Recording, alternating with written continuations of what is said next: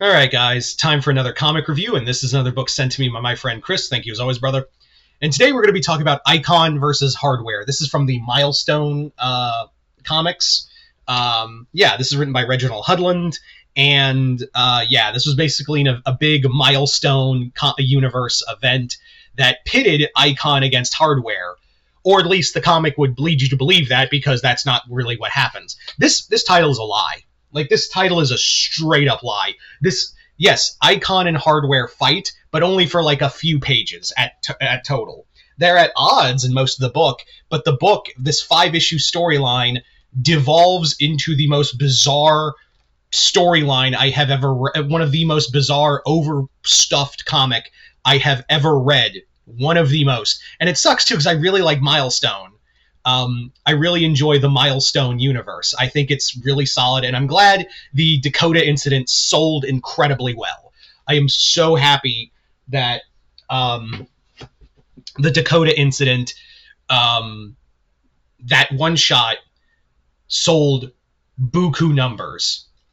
So now Milestone creators can have a lot more negotiation room with DC Comics, all of that, because I heard a rumor that DC kind of low key wanted that comic to fail. Like, they low key wanted, they really wanted the Milestone incident. The Dakota incident to fail. Anyway, getting back to this. So this is, I guess you could call it the previous Milestone universe now. Essentially, what has happened is that Hardware, Curtis Metcalf, he basically has stolen alien technology from Icon. Remember, Icon's an alien who made himself look like an African American. And Hardware has found a way to time travel. And he basically first goes back in time to see his father, who walked out on him, and see the reason why. And then he basically alters time, so now he's in charge of Alpha Enterprises, the company that makes the Big Bang and creates Bang Babies, leading to Static. And he's altered the timeline. Meanwhile, Rocket, Icon's sidekick, is doing deep cover in a Switzerland all-girls academy, and it turns out it's run by a very popular villain. Who is that villain? Vandal Savage. I know! I'm as shocked as you are! Yeah, so... and I say Icon is not happy with Hardware's time travel.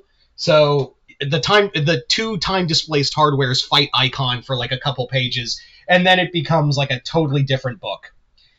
And then on top of that, Brainiac shows up. Because why would... Yeah, not only do we have like a international slave storyline with Vandal Savage, we just throw in Brainiac at the 11th hour. Because why not, right?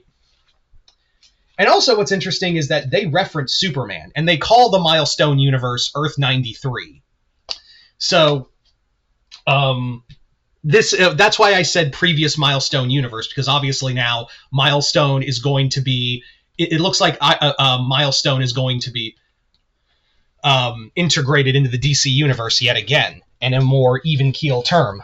So yeah, that's why I'm calling it the third time we've had a previous Milestone universe before it got integrated into DC.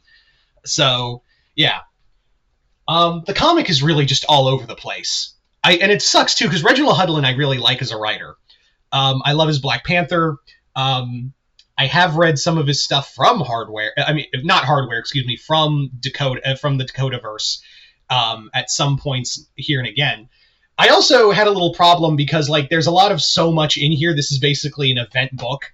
And the problem is I didn't read, at least this incarnation of Icon and Hardware Season 1. I did read Static Season 1, so there was a lot of stuff in here that happened prior in Hardware and then Icon Seasons 1 for their book, as well as Blood Syndicate.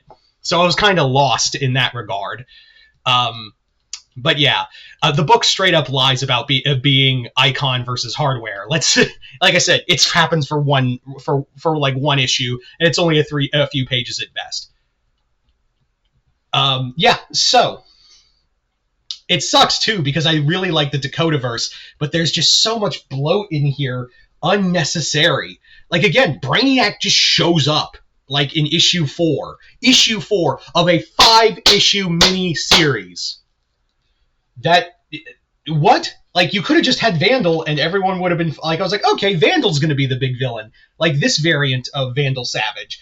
And then out of nowhere, dinosaurs from the broken time travel stream, and then Brainiac. Yeah, there's time travel as well. Like I said, it's not if the insanity wasn't as high as it was before, but yeah, because then Hardware breaks the timeline, so now we have dinosaurs running around Dakota, and also Brainiac just appears, like, because you couldn't just do time is broken, and Curtis Metcalf has to deal with the fallout of his actions. We can't have that.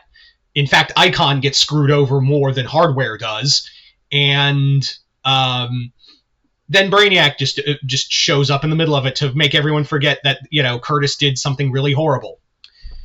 Yeah. I wanted to like this book, man, and I really like the Static books from this era, and I do want to read Icon and Hardware season 1, but like now I know it leads to this clusterfuck, which kind of sucks. But yeah, so flagrant false advertising right out the gate. First off, because I thought it was just going to be, but then you clearly see that Icon can just whip Hardware's ass. And 2 variants of him too. Anyway, so Chris always tells me to be honest in these comic reviews, and that's what I did. So hope you all enjoyed this comic review. I'm Mr. Multiverse. I'll see you next time in the Multiverse.